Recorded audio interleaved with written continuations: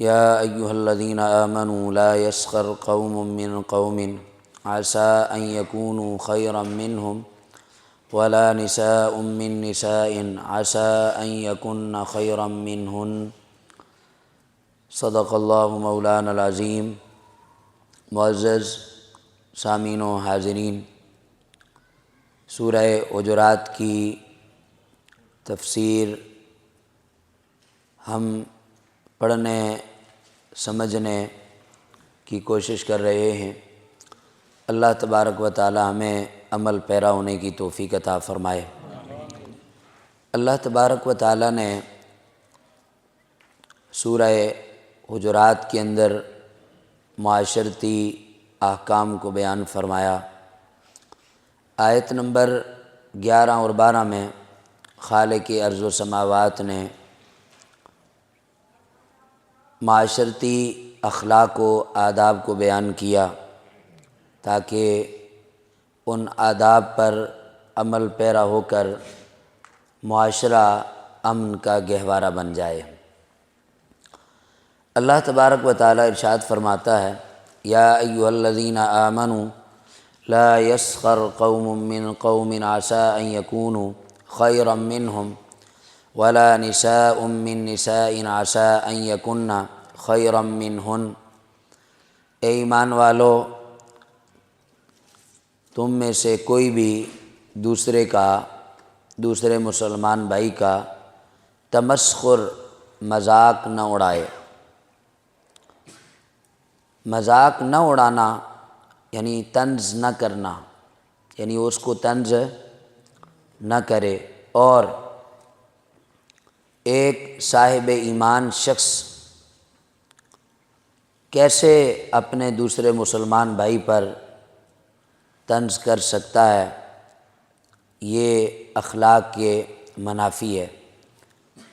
فرمایا کہ لا یسخر قوم من قوم عسى ان یکونوا خیرا منہم۔ ہو سکتا ہے کہ جس قوم کا وہ قوم مذاق اڑا رہی ہے، جس خاندان کا وہ خاندان مذاق اڑا رہا ہے، جس قبیلے کا یا جس فرد کا وہ فرد مذاق اڑا رہا ہے، ہو سکتا ہے کہ وہ اللہ کے ہاں اس سے کہیں زیادہ بہتر ہو۔ تو کسی کے ظاہری حلیے کو دیکھ کر کبھی بھی جج نہ کیا کرو، اور کبھی بھی اپنے اس پر کمنٹس پاس نہ کیا کرو، اپنے تاثرات کا اظہار نہ کیا کرو۔ ہو سکتا ہے وہ تم سے بہتر ہو۔ اور آگے اللہ تعالیٰ نے ارشاد فرمایا کہ وَلَا نِسَاءٌ مِّن نِّسَاءٍ عَسَىٰ أَن يَكُنَّ خَيْرًا مِّنْهُنَّ، اور نہ ہی عورتیں دوسری عورتوں کا مذاق اڑائیں۔ اچھا، اللہ تبارک و تعالیٰ نے قرآن مجید میں برہان رشید میں جہاں کہیں بھی اہل ایمان سے خطاب فرمایا تو فرمایا اے ایمان والو، اور ایمان والوں کے اندر مرد و زن کو شامل کیا، حضرات کو اور خواتین کو اس کے اندر شامل کیا۔ لیکن اس مسئلے میں، مذاق اڑانے کے مسئلے میں، طنز کرنے کے مسئلے میں، اللہ تعالیٰ نے خصوصاً خواتین کا ذکر کیا۔ اس کا مطلب یہ ہے کہ خواتین کی نیچر میں وہ زیادہ اس طرف راغب ہوتی ہیں کہ وہ دوسری عورتوں پر طنز کریں۔ اللہ نے فرمایا اے ایمان والو، تم میں سے کوئی بھی قوم دوسری قوم کا مذاق نہ اڑائے، اور نہ ہی اے ایمان والی خواتین تم دوسری خواتین کا مذاق اڑاؤ۔ ہو سکتا ہے کہ جس کا تم مذاق اڑا رہے ہو وہ تم سے بہتر ہو۔ تو ظاہری کسی کا گیٹ اپ دیکھ کر اس کا مذاق اڑانا یہ از روئے شرع درست نہیں ہے۔ محبوب علیہ السلام نے فرمایا کہ کسی کے ظاہری حال کو نہ دیکھا کرو، اصل حال دل کا حال ہے۔ اصل حال کیا ہے؟ محبوب علیہ السلام نے فرمایا کہ ظاہری حال کو دیکھ کر آپ کسی پر تبصرہ نہیں کر سکتے۔ فرمایا کہ بہت سارے رب عاشوسن، بہت سارے درویش ایسے ہوتے ہیں جو دکھنے میں ایسے پراپگنڈا لباس انہوں نے پہنا ہوتا ہے، پھٹے پرانے کپڑے ہوتے ہیں، ٹھیک ہے۔ فرمایا کہ لو اقسم علی اللہ لا برہ، اگر وہ قسم فرما دیں کہ یا اللہ ایسا فرما دے تو اللہ ان کی قسم کو ضرور پورا فرماتا ہے۔ اور یہ فقیر لوگ یہی کام کرتے ہیں، اور جتنے بھی اہل اسلام اللہ کے فقیر نیک صالح بندوں کے پاس جاتے ہیں تو وہ ان سے مدد نہیں مانگتے، بلکہ وہ اللہ کے بندے ان کے لیے رب سے مدد مانگتے ہیں کہ دعا کر دیں حضرت صاحب اللہ ایسا فرما دے۔ تو اگر وہ حضرت صاحب اللہ کے ہاں مقبول ہوں، ظاہری طور پر ہو سکتا ہے پھٹے پرانے کپڑے ہوں، ان کا گیٹ اپ سیٹ اپ وضع قطع کوئی اس طرح کی نہ دکھتی ہو، لیکن محبوب نے فرمایا کہ اللہ کی نگاہ میں وہ اس قدر مقبول ہوتے ہیں، اگر وہ قسم فرما دیں کہ یا اللہ ایسا فرما دے تو اللہ ایسا فرما دے گا، اور اللہ فرما دیتا ہے۔ بات سمجھ رہے؟ تو اس لیے کسی کے لیے یہ درست نہیں ہے، یہ ضابطہ اخلاق ملا، اللہ تعالیٰ نے تربیت فرمایا کہ کسی کا تمسخر نہیں اڑانا، اس کا طنز، اس پر طنز، اور کسی کی غریبی کا بھی طنز نہ کیا کرو۔ ہمارے ہاں یہ ریت ہے، کسی خاندان میں کسی کو غریب دیکھیں تو اس کو اگنور کرتے ہیں، اور ہمارے ہاں یہ اس معاشرے میں یہ ایک معیار بنا ہوا ہے کہ جب کسی امیر سے ملنا ہے تو بڑے جھک جھک کے ملنا ہے، بڑے مسکراہٹ کے ساتھ ملنا ہے، اور کہتے ہیں جی ہم بڑے اخلاق سے مل رہے ہیں، اور جب کسی غریب سے ملنا ہے تو دو ہاتھ ایسے، دو انگلیاں ملانی ہیں، دو ہاتھ بھی پورے نہیں ملاتے، ایک ہاتھ سے سلام بھی صحیح نہیں کرتے، اور اس کو اگنور کرتے ہیں۔ اور یہ اس کے ساتھ ملن ساری کا جو رویہ ہے، یہ اس طرح کا رویہ رکھنا ہی غریب کو اگنور کرنے کے مترادف ہے، اور اس کو اگنور کرنا یہ اخلاق کے منافی ہے۔ بات سمجھ رہے ہیں؟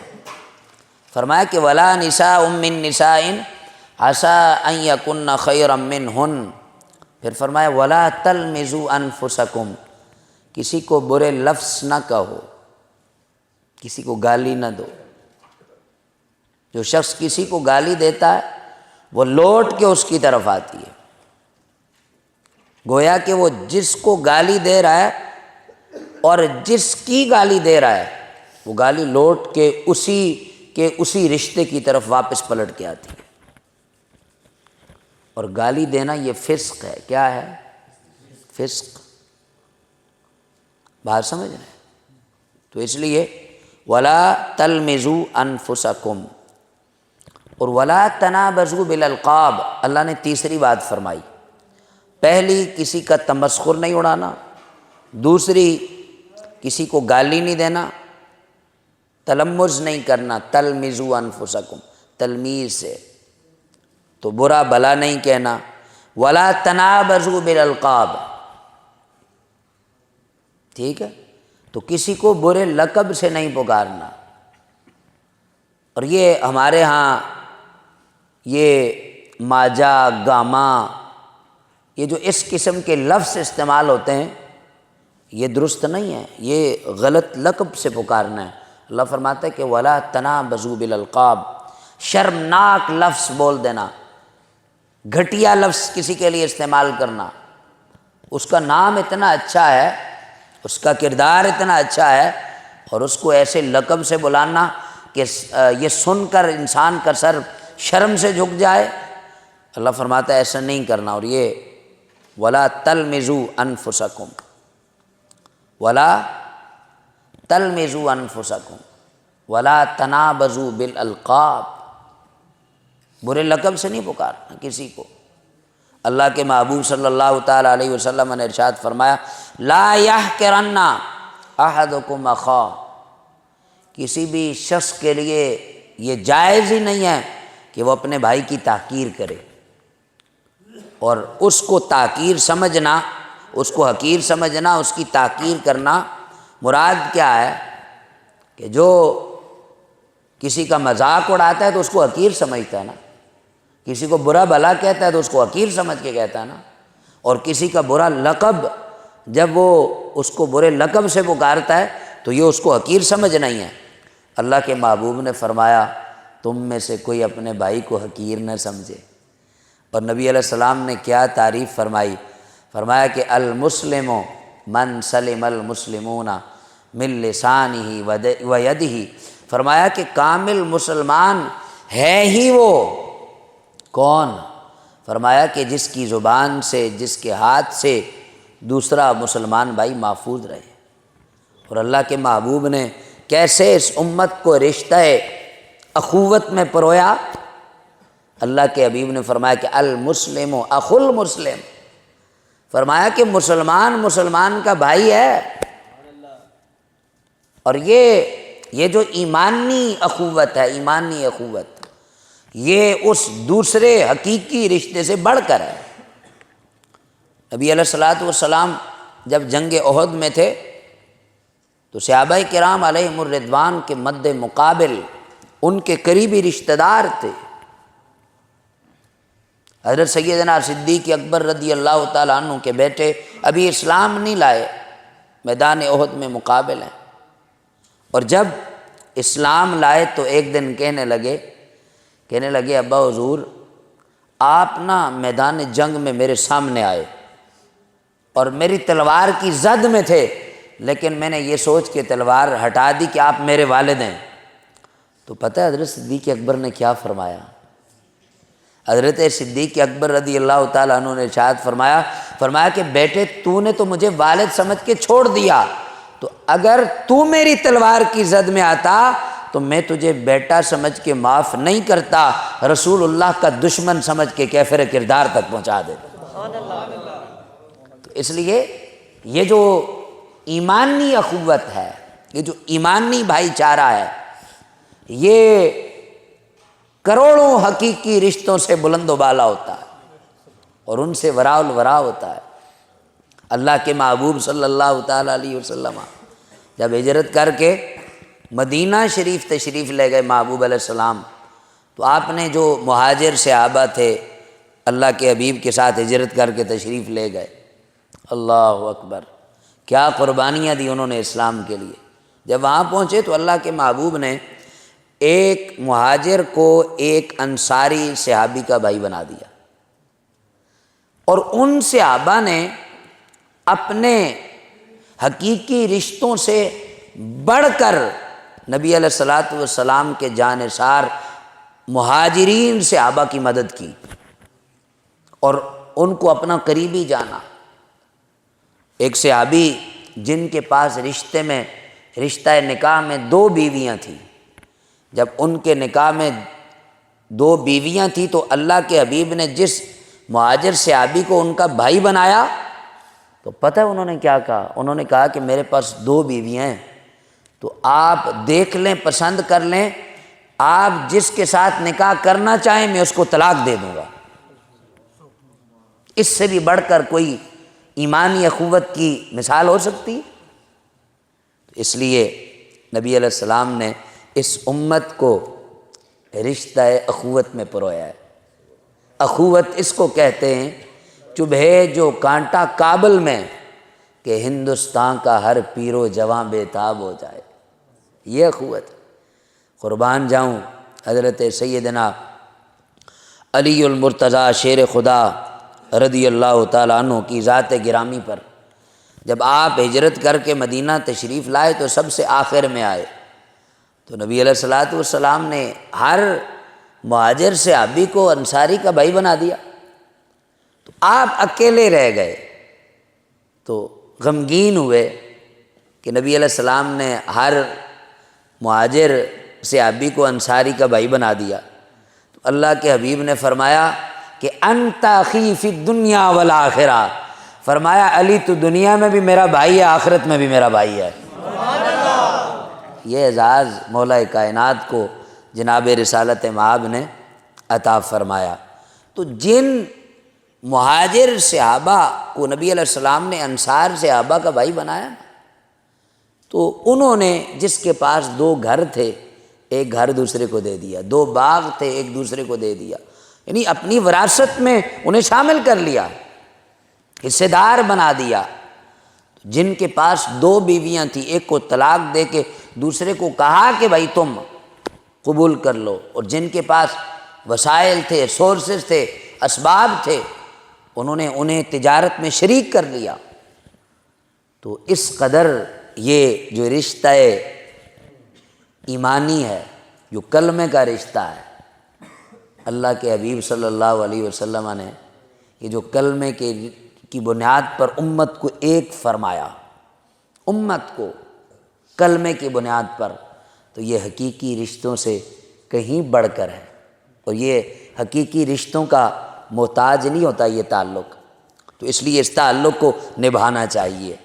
اللہ کے حبیب نے ارشاد فرمایا کہ یہ تینوں باتیں قرآنی بیان فرمائی، اور فرمایا کہ کوئی بھی مسلمان کسی کے لیے جائز نہیں ہے کہ وہ اپنے دوسرے مسلمان بھائی کی تحقیر کرے، اس کو حقارت کی نظر سے دیکھے، ہو سکتا ہے وہ اللہ کی بارگاہ میں مقبول ہو۔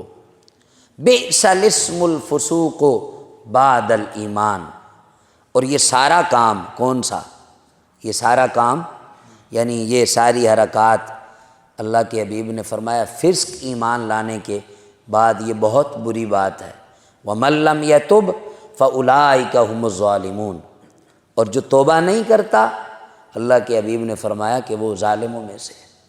اگلی آیت میں، آیت نمبر 12 میں ارشاد فرمایا یا ایھا الذین آمنوا اجتنبوا کثیرا من الظن، اے ایمان والو بدگمانی سے بچو، بدگمانی سے بچو، بدگمانی سے بچو۔ بدگمانی کیا ہے؟ ایاکم والظن، اللہ کے حبیب نے فرمایا بچو بدگمانی سے، فإن الظن اکذب الحدیث، سرکار نے فرمایا کہ جو بدگمانی ہے نا، بدگمانی، فرمایا کہ یہ سب سے بڑی جھوٹی بات ہے کہ بلا وجہ کسی کے بارے میں ایک رائے قائم کر لینا۔ بہن بھائی کہیں سے گزر رہے ہیں تو دماغ کے اندر جو ہے وہ ان کے بارے میں غلط رائے قائم کرنا، میاں بیوی جا رہے ہیں ان کے بارے میں غلط رائے قائم کر دینا، ٹھیک۔ تو کسی بھی اعتبار سے کوئی شخص آپ کے گھر ملنے آیا اور وہ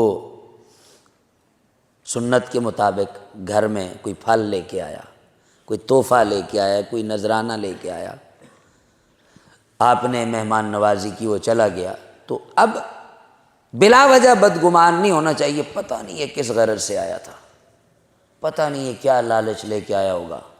اور یہ رشتے ٹوٹتے کیسے ہیں؟ یہ خاندانی نظام تباہ ہو کے رہ گیا ہے، تو اس کے لیے یہ زہر قاتل ہے بدگمانی۔ اجتنبوا کثیرا من الظن ان بعد الظن اسم، اللہ کے حبیب نے فرمایا کہ بعد بدگمانیاں یہ گناہ ہیں۔ انسان بدگمان ہوتا ہے، بدگمان ہوتا ہے انسان تو وہ گناہ کرتا ہے۔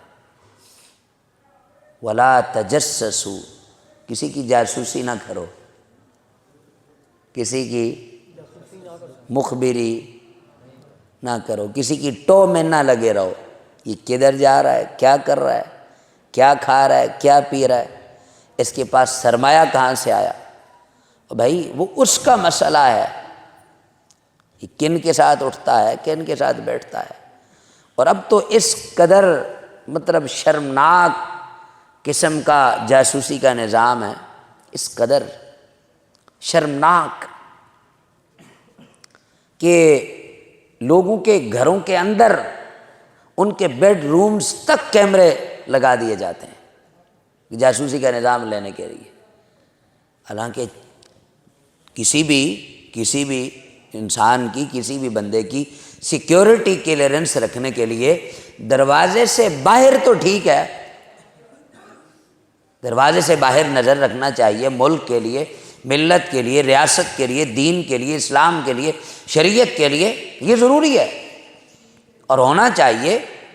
کسی بھی طرح سے کسی بھی فرد کی مشکوک سرگرمیوں پر نظر رکھی جا سکتی ہے، رکھنی چاہیے، لیکن کسی کی چار دیواری کے اندر، باؤنڈری کے اندر داخل ہونا یہ جاسوسی نہیں ہوتی، بلکہ یہ بے اہمیت ہی ہوتی ہے۔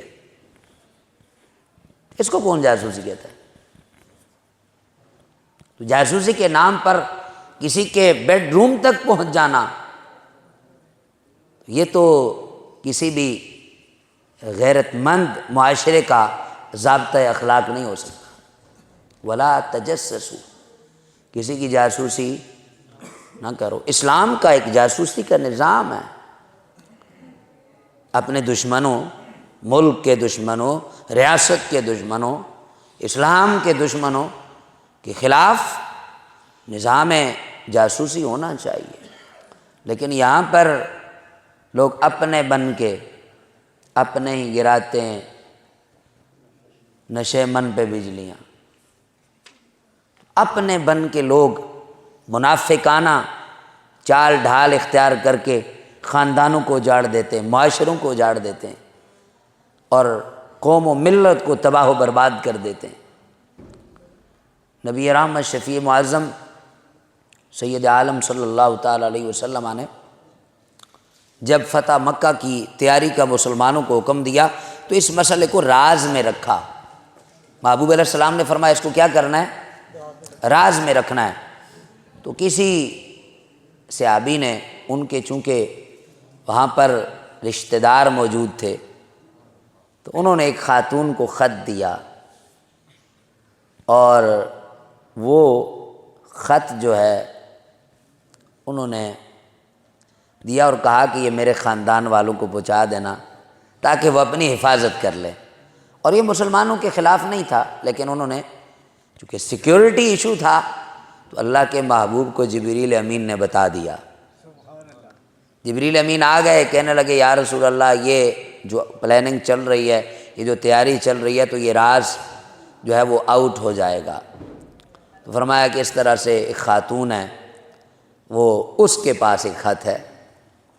تو نبی علیہ السلام نے صحابہ کو بھیجا، اور صحابہ نے جو اس خاتون، اس نے کہا میرے پاس کوئی نہیں ہے، صحابہ نے جو لفظ اسے کہے نا، فرمایا کہ ہم تیری جامع تلاشی لے لیں گے، خط تجھے دینا پڑے گا، چونکہ محبوب نے فرمایا تیرے پاس خط ہے تو تیرے پاس ہے خط۔ حضرت سیدنا علی المرتضیٰ نے فرمایا کہ تو اسے ہم جو ہے وہ خط برآمد کریں گے۔ اور پھر صحابہ تو شرم و حیا کے پیکر تھے، تو چونکہ محبوب کی بات تھی تو پھر بات کرنا ایسے ہی تھی، یہ نہیں ہو سکتا، جب محبوب نے فرمایا یہ ہے تو وہ ہے۔ تو پھر اس خاتون نے اپنے بالوں کے اندر چھپایا ہوا تھا خط، اور وہ خط برآمد ہوا۔ تو اسلام کا جاسوسی کا نظام ہے، اور یہ سیکیورٹی یہ ملک و ملت کے لیے، معاشرے کے لیے، اقوام کے لیے ضروری ہوتی ہے، لیکن اس کو چار دیواری کے اندر داخل نہیں ہونا چاہیے۔ نبی علیہ السلام نے فرمایا کہ کوئی شخص اگر کسی کے گھر میں جھانک رہا اور اس نے تیر مار کے اس کی آنکھ نکال دی، نبی علیہ السلام نے فرمایا کہ اس کے اوپر کسی طرح کی کوئی دیت نہیں ہوگی۔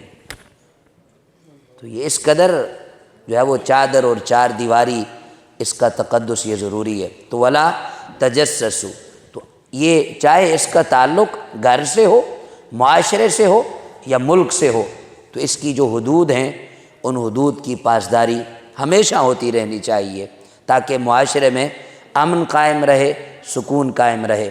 محبوب علیہ السلام نے فرمایا ولا یک، اللہ تعالیٰ ارشاد فرماتا ہے ولا یغتب بعضکم بعضا، تم کیا کرو، تم میں سے کوئی دوسرے کی غیبت، ایک دوسرے کی غیبت نہ کرو، نہ کرو ایک دوسرے کی غیبت۔ سرکار نے فرمایا ایحب احدکم ان یاکل لحم اخیہ میتا فکرہتموہ، کیا تم میں سے کوئی پسند کرتا ہے کہ اپنے مردہ بھائی کا گوشت کھائے؟ سرکار نے فرمایا فکرہتموہ، تم ناپسند کرو گے۔ اللہ کے محبوب کے پاس دو خواتین آئی، تو محبوب علیہ السلام نے فرمایا کہ تم قے کرو۔ کہنے لگی ہم روزے میں ہم نے روزہ رکھا ہوا ہے۔ سرکار نے فرمایا تم قے کرو۔ جب قے کی تو جو گوشت تھا کچا انہوں نے قے کر دیا۔ محبوب علیہ السلام نے فرمایا کہ تم نے ابھی جو ہے وہ مسلمانوں کی غیبت کی ہے۔ تو جب کوئی یہ گوارا نہیں کرتا کہ اپنے مسلمان بھائی کا گوشت کھائے، تو وہ کیسے گوارا کر سکتا ہے کہ وہ ایک کی خوشامد کے لیے، ایک کو خوش کرنے کے لیے دوسرے کی غیبت کرے؟ اللہ کے حبیب نے ارشاد فرمایا کہ اتدرون ما الغیبہ، میرے صحابہ تم جانتے ہو کہ غیبت کیا ہے؟ سرکار نے فرمایا کہ غیبت یہ ہے کہ جب تم وہ بات جو اس کے پیچھے کر رہے ہو وہ اس کے سامنے کرو تو وہ اس کو بری لگے۔ غیبت یہ نہیں جو ہمارے ہاں کوئی بات کر رہا ہو نا، کوئی کسی کے خلاف کسی کو ابھار رہا ہو، وہ کہتا ہے میں اس کی غیبت نہیں کر رہا۔ کیا کہتا ہے؟ میں غیبت نہیں کر رہا، یہ بات تو میں اس کے سامنے بھی کر سکتا ہوں۔ مسئلہ بات سامنے کرنے کا نہیں ہے، یعنی جو بات پیچھے کی جا رہی ہے وہ سامنے کی جا سکے، یہ تعریف نہیں ہے غیبت کی۔